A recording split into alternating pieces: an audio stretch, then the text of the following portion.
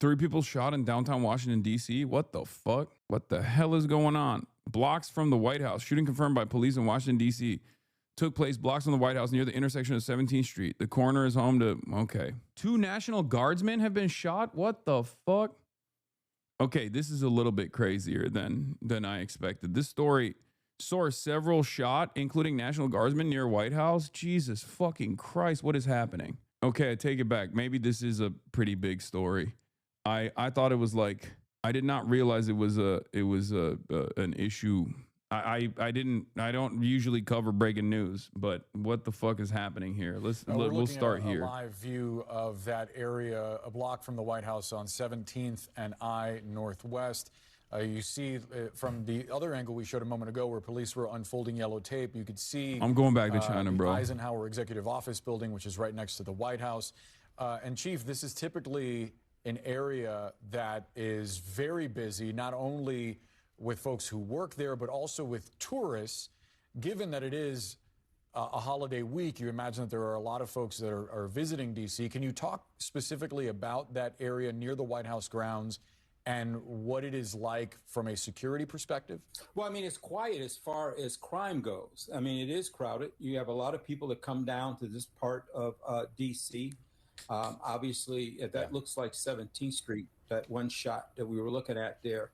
But yeah, it's just a very busy area. But as far as crime goes, you might have a shoplift or a theft or something like that, and even that doesn't occur with any kind of regularity. DC police says suspect in custody. Because you have so many police departments in the city, and because you're so close to the White House, the patrol footprint is going to overlap with a lot of different agencies in that particular area: Secret Service, DC Police, even Metro Transit.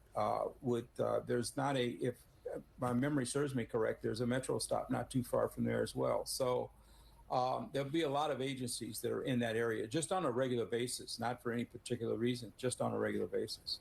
And as you've been speaking, Trump down? We just got in a statement from the White House saying the White House is aware and actively monitoring this tragic situation, and the president has been briefed. We should note the president is not at the White House right now, currently at his West Palm Beach golf club where he's spending the holiday. But as Boris was talking about, there are so many people in town, typically as we see in Washington, D.C., but especially so leading into the Thanksgiving holiday here. I mean, just talk a little bit about how tourists generally should approach the security situation in a place like D.C., where, as you mentioned, there are many different security apparatuses here. There are lots of moving It's incredible how condescending you are. What do you mean? To a situation like this, about what should tourists be thinking about as they come here to Washington? About what's going on right now? I haven't even said anything. Tourists, I mean, chatter might be on rewind right now. Enjoy the city. I mean, there are obviously going to be some areas that you're going to see heightened security around the White House, for an example. But for the most part, tourists just come, they visit, they visit Smithsonian's, they walk by the White House, grab a couple photographs and so forth. But I mean, it's not a difficult town to get around in. And even though there's a heavy police presence there because of so many different agencies, and it is our nation's capital. You're just sitting there silently, acting like you're better than me. Everyone always does. Unless you want to go into one of the secure buildings like White House, Capitol, and places like that. But just an average tourist, there's really, and they just move around. Yeah. We're now joined by CNN senior law enforcement analyst Andrew McCabe, a former FBI deputy director.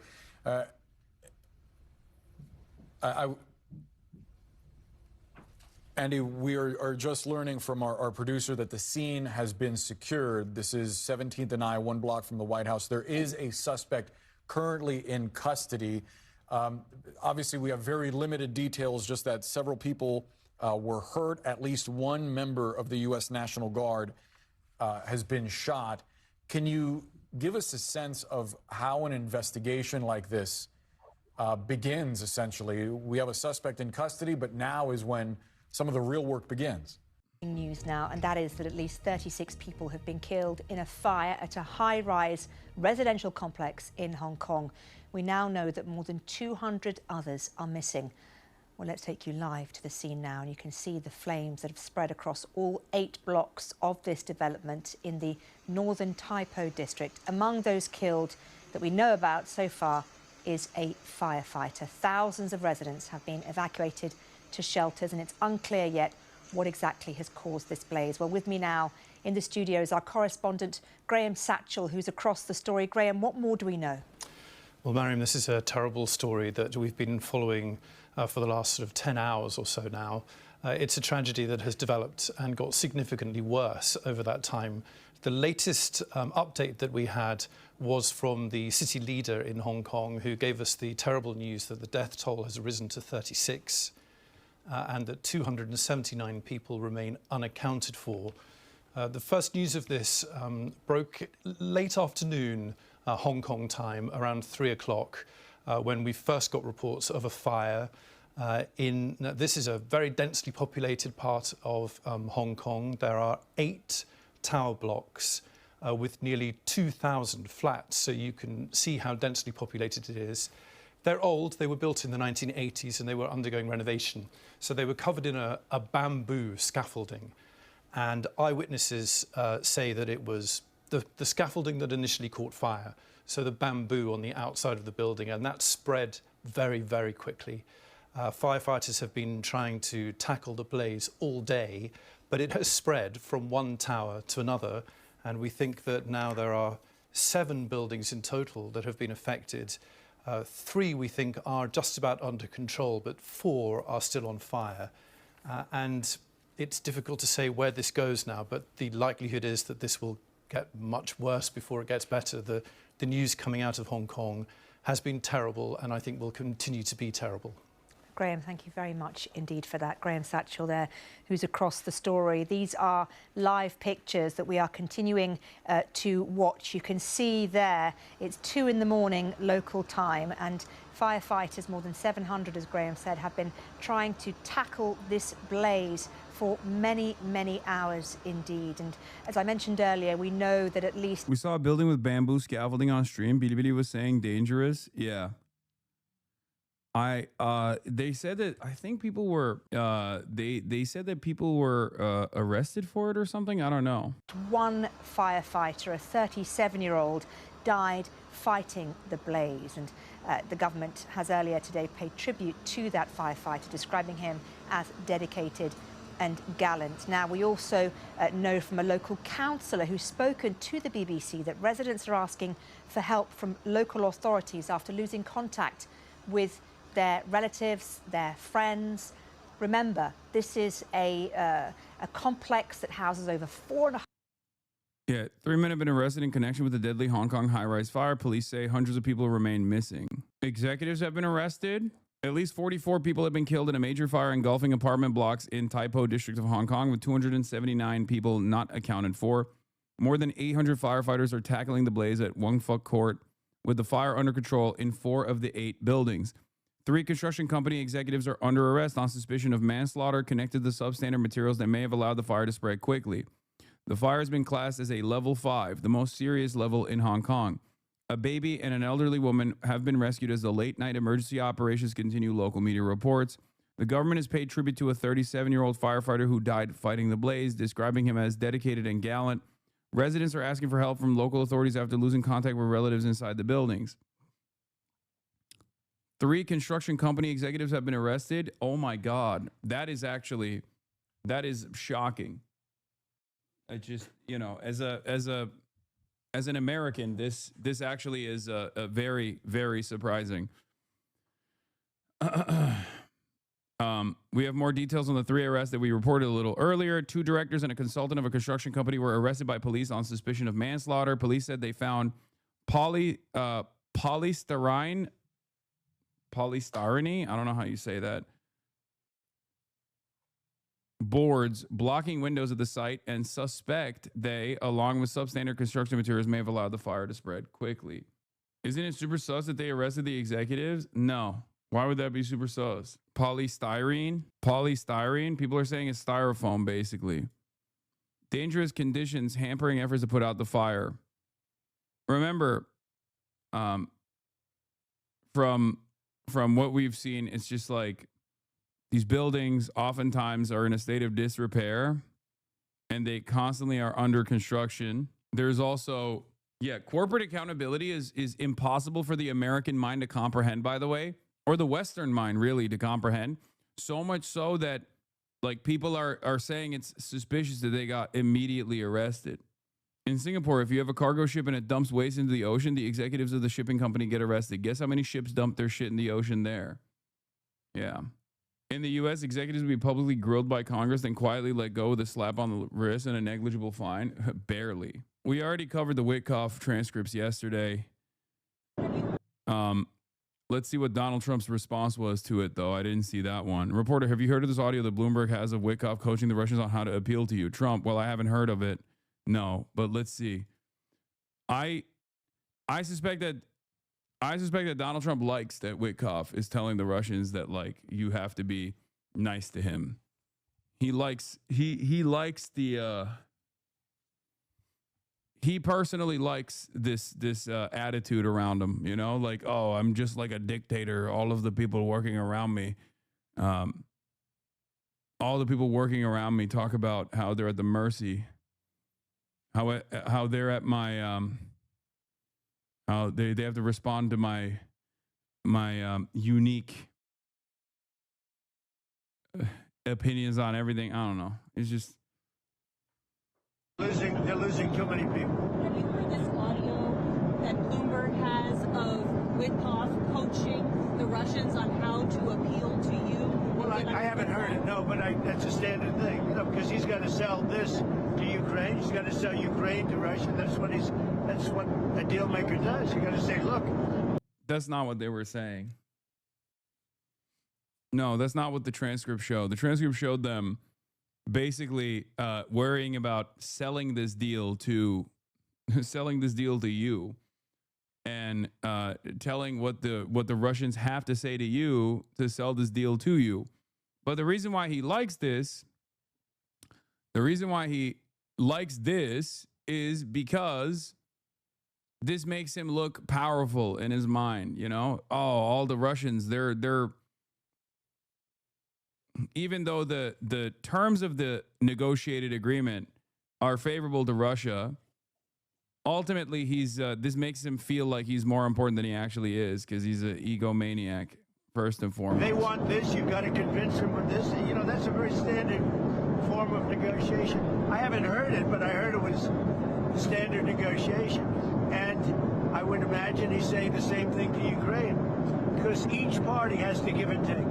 So you're worried that he's too pro-Russian? They're losing too many people. Have you heard this audio that Bloomberg has of... Yeah, this is standard in negotiations, guys. Is a totally standard negotiation technique when you have to tell the other side that you're negotiating with that they're at the mercy of your whims, and they must abide by whatever the fuck your needs are at any given moment, and that even if the terms are not favorable to you, ultimately, as long as the opposing side is saying you're the best, then it's good.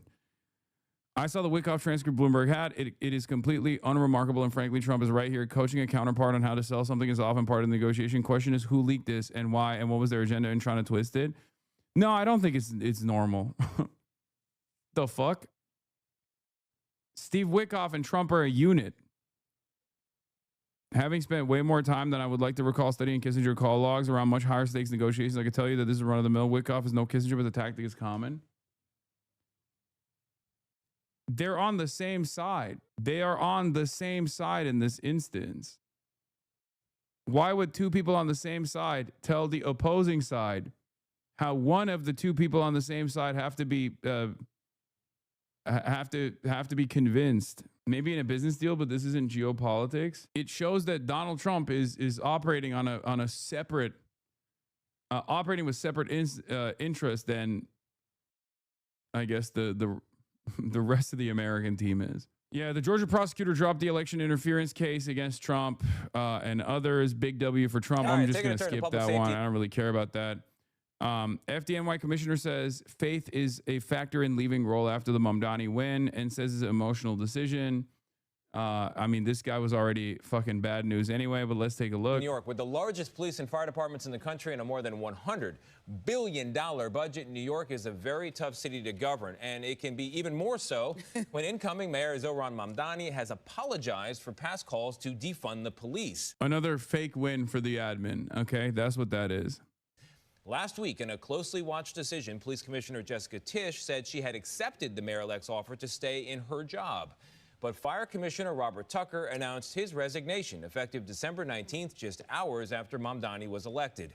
Both leaders are Jewish, and in his first interview since deciding to leave, Tucker told me his faith is... Dude. Barry Weiss at it again. Okay?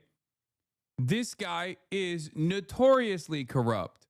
The very fact that you guys are interviewing him directly, the very fact that CBS News is interviewing him directly as though he is some sort of like consequential figurehead in this admin and has like serious gripes with Zohran Mamdani's incoming mayoral administration is so fucking pathetic and so stupid. Okay? Oh, it's my religion. My faith is a factor in leaving the role after Mamdani won. It was an emotional decision. One of the reasons he decided to quit. Talking about police and public safety has been a little bit awkward for Mayor-elect Mamdani because of some of his past comments. Does he have some work to do still in winning over the support of first responders in New York? Yeah, I think he has a tremendous amount of work to do, and I think it's work well worth doing. While Robert Tucker's police counterpart, Jessica Tisch, is staying on. I respect her. Oh my God, brother. What is this fucking dumbass news piece, man? Oh my fucking Lord. Oh no, dude. We have to hear from every person. We have to hear from every fucking person that thinks Zohran is bad. And especially if they're Jewish, okay? Like, what are we doing here? Oh, your faith is what guided you. Your faith is what motivated you. Oh no. Oh no. For the decision to stay, and I know she respects me for my decision to leave. The fire commissioner submitted this brief letter of resignation 1 day after Zohran Mamdani won New York City's mayoral election. To what extent is this decision of yours about being a Jewish New Yorker? Yeah, I think it's a factor, no doubt. And I don't want to tell you that it's the only factor, but I believe that the things that I have heard the mayor say would make it difficult for me to continue on in such a senior executive role in the... What the fuck are you... Bro, I don't think these guys realize this kind of shit, like this kind of like tying this back to your faith or whatever, doesn't actually make Zohran look bad at all. It just makes you and the entire religion look bad for the onlookers. Also, it's additionally funny because he is like a notoriously corrupt guy. The former FDNY chief got 3 years in prison for taking bribes to fast-track safety inspections. Okay, this was all the way back in... This was a story back in May 14th of this year. Second former high-ranking FDNY official sentenced to prison for role in bribery conspiracy. The fire department in New York commissioners are notoriously fucking corrupt. Just discovering that New York City's current fire commissioner, who is resigning over Zohran Mamdani's position on Israel, has zero firefighter experience and was appointed by Mayor Eric Adams after making a donation to Adams to borrow a line from Brad Lander. Good fucking riddance. Who gives a shit, dude? Like, why is this fucking relevant? Joining me now is someone who calls Tennessee home. It's Fox News contributor Brett Cooper. Brett, you just had a child. Congratulations, by the way. I didn't know you were giving up so much power. Thank you. I know. That's just so embarrassing of me. I just need to go stand in a cafeteria and scream it. Scream that you want power. I guess the path to that is running for Congress. But you have a hard time, I would think, getting elected with the positions and the opinions that have been out there about Aftyn Behn in Tennessee. No, it's pretty crazy. And, you know, I'm seeing a lot of people compare her to AOC. She's comparing herself to Zohran Mamdani. But I feel like the difference between those candidates, those politicians, and her is that AOC does claim to love New York. Mamdani claims to love New York City. Aftyn Behn hates Nashville, and she's walking around saying, oh, I represent downtown Nashville. You know, that is the Broadway area. That is where all the tourists are. And yet she's getting on podcasts, she's getting on the news and saying, no, I hate country music. I hate everything that makes Nashville Nashville. It's like, is that really who we want to be representing us? Absolutely not. Well, let's dive into that question there, Brett, because, you know, we have seen the growth of this movement. It's as you point out, not just Zohran Mamdani, but the Seattle mayor is openly socialist. A guy in a runoff in Minneapolis was socialist. It's happening more and more across the country, mainly in urban areas, mainly in big cities. And you and I are both not strangers to this. I'm from Texas. I know what has happened to Austin. Is that not happening as well to Nashville? Does somebody like Aftyn Behn have a shot in Nashville? Unfortunately, I do think she does. And I think she does because the people in Nashville are also worried about affordability and the price of groceries, and that is what she's primarily been speaking about. I mean, that's the same reason I think that Zohran won in New York City. So I think that she has a shot there. However, again, she just has a complete, utter disdain for not just our city, but also our state and the values that make this state great, that make it such a haven from people who move all over the country, who, you know, grit their teeth and say, no, I'm never leaving because I love Tennessee. And unfortunately, Nashville is more of a purple area. I think that's actually, I said unfortunately, but I think that's one of the things that makes Nashville wonderful is that people can cohabitate and live amongst each other. And I feel like politics is never something that I am, you know, disagreeing with people on or being confronted with in Nashville. And I think that if she was elected, she would make it far more radical, far more progressive, and just take the city in a, you know, further left direction, which would not be good for us. So, but just to be clear, Brett, what would kill her presidential campaign is not necessarily. Yeah, she's the race is a toss-up in a Trump 20 district. It's so fucking Jover. There's some polls I already showed. I briefly looked at it earlier, but here it is. Tennessee 7th District poll. Matt Van Epps at 48% and Aftyn Behn at 46%. Other at 2%, 5% undecided. R plus 21 to R plus 2 is an insane swing. What an insane fucking swing. Good morning. Just in, Tennessee's 7th Congressional District Special Election poll, according to Emerson, shows Aftyn Behn in striking distance. Everyone, State Representative Aftyn Behn, the 7th Congressional District Special Election Democratic nominee. It is cold, which is why my coat is so dramatic here in Nashville. But I woke up with the energy of 1,000 Dolly Partons and decided to go canvass because a new poll dropped showing us about 2 points behind my opponent, which is wild. And I've got the election excitement wiggles as I do. So I decided to jump out of bed, go out and canvass.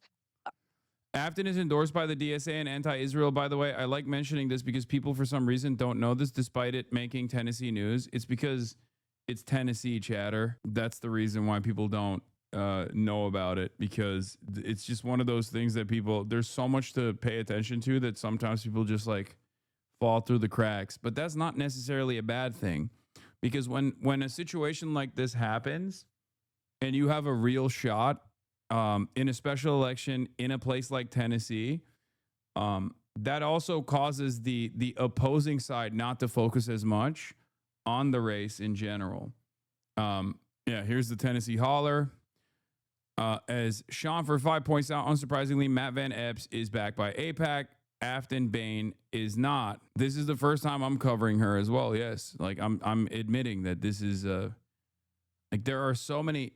Brother, there are so many things that happen all the time around the country that it's like virtually impossible for me to be tuned in and locked in at any given moment.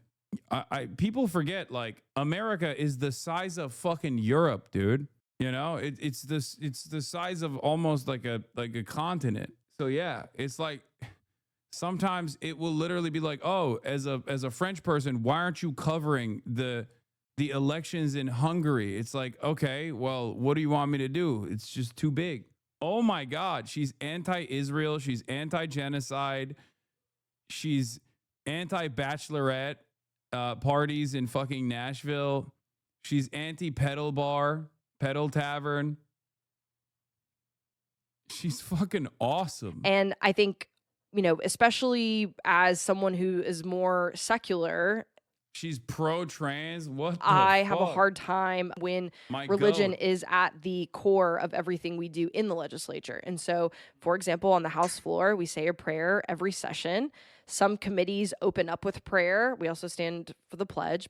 And there are also prayer groups in the legislature that meet routinely. There are Christian pastors that have a lot of say and proximity to power in the legislature and dictate a lot of what the power players do. And it is uncomfortable. And I think, you know, especially as someone who is more secular, I have a hard time when religion is at the core of everything we do in the legislature. And so, for example, on the House floor, we say a prayer every session. Some committees open up with prayer. We also stand for the pledge. And there are also prayer groups. Sorry, chat. Ugh. The GOP supermajority here has taken over 15 years ago. As a practicing Christian myself, I hear zero bad takes here. Cancel her. She's against cousin marriage. To be fair, I voted against cousin marriage. Why y'all acting surprised that Trump is winning cousin fucker states? To be fair, I voted against cousin marriage. New, in a 2024 deleted tweet, Aftyn Behn amplified a post that said states which voted for President Trump like Tennessee were cousin fucker states. She loathes you. She loathes Tennessee. She doesn't belong in Congress. Wait, this is fucking awesome. They are unironically saying that they're pro cousin fucking. The RNC research group is like, wow, I can't believe this person that wants to run for office in Tennessee is actually against cousin fucking, unlike us, real Tennesseans. She's literally defending Tennessee in that fucking tweet, saying not all people from Tennessee actually engage in the act of cousin fucking. But yeah, 4 senior U.S. law enforcement officials briefed on the investigation tell NBC News the suspect they've identified is Rahmanullah Lakanwal, Afghan national, date of birth, what the fuck? Date of birth, 2/9/1996. Last address was Washington State. Yeah, we're about to hear some crazy Islamophobia, bro. Shooter is illegal migrant on Biden visa. Oh my God, they're nutting. The moment that they find out, look at the moment that they found out the background of the shooter. Look at this. We've seen a difference in Washington, D.C. Crime is down significantly. Chairman, hold on. We just got this. I need to get to it. This just in, sources are telling Fox News that the shooter is an illegal immigrant from Afghanistan who came in during Operation Allies, welcome under the Biden administration. And he overstayed that visa. All right, Chairman. So Fox News is learning that this person was here illegally, overstayed his visa, and that's who this shooter profile is. What's your immediate reaction? Well, that is crazy, bro. He's not even fucking hiding it. He's not even hiding it. He's like they're all cracking a smile. And the other guy is so giddy, he's laughing. Bro, you're supposed to be angry, you fucking idiot. You're not supposed to be excited. You're not supposed to be elated that 2 National Guardsmen were shot in the fucking head. This straight up shows you what the priority is. This straight up shows you that for them, it's more so like, oh, I'm going to craft an incredibly... Imagine thinking you're special because your mom shat you on one side of an imaginary line rather than another. Basically nationalism. I agree. They're literally fucking excited that 2 National Guardsmen were shot in the fucking head because now they can craft more anti-immigrant propaganda. They're fucking giddy, dude. Like, you can see it. You see it in the attitude change. My immediate reaction is we tried desperately to get an accounting of all the people that came from Afghanistan to the United States during that disastrous withdrawal during the Biden administration. That was a huge priority for the House Oversight Committee. We never got that information. Yeah, these guys are super horny for this thing. So 2 senior law enforcement sources tell NBC News that the FBI is now looking at the very distinct possibility this was an act of terrorism. The suspect, an Afghan national. This was a targeted attack, a horrific attack, with the aftermath caught on camera. Terror in the heart of Washington, D.C., just 2 blocks from the White House. This is a targeted shooting. One individual who appeared to target these guardsmen. Video captured the... It is pretty crazy that they were so quick with it, straight up. They were like, oh, he's Afghan, terrorism. Moments, police and National Guard troops subdued a suspect while a few feet away performing CPR on someone who's down. Oh, no, they had that shit ready to go? Oh, yeah. Oh, yeah. I mean, don't make me play it again. They got so giddy. They got so giddy at the prospect. They were like, oh, we fucking got one. Finally. Finally, it's not a white dude. Crazed gunman who shot 2 National Guard troops in a possible terror attack near the White House has been identified as 29-year-old Afghan national who came to the U.S. during the chaotic 2021 Afghanistan withdrawal. Law enforcement sources told the Post. Rahmanullah Lakanwal was allegedly lying in wait before he rounded the corner near the Farragut West Metro Station Northwest, D.C. around 2:15 p.m., then opened fire, striking a female guard in the chest before shooting her in the head. According to law enforcement sources, Lockenwall, who entered the country under Operation Allies Welcome and resettled in Bellingham, Washington, then allegedly fired and struck at the second guard until a third guard stationed nearby rushed to the area, took him down. The 2 armed soldiers who were patrolling the siege when the suspect launched his rampage were taken to a nearby hospital in critical condition. The suspect, who was reportedly shot 4 times, was hauled away nearly naked in an ambulance and acted alone. So I guess that chatter, that random fucking weirdo who posted that photo was correct. Police have not revealed a motive for the attack. Law enforcement source says the FBI is initially treating the shooting as a potential act of terrorism. Why was he naked though? I guess they took his clothes off or something. I don't know. Like, I feel like if he shot the people naked, you would have seen it, right? They probably stripped him of his clothes, searched him for a bomb or something.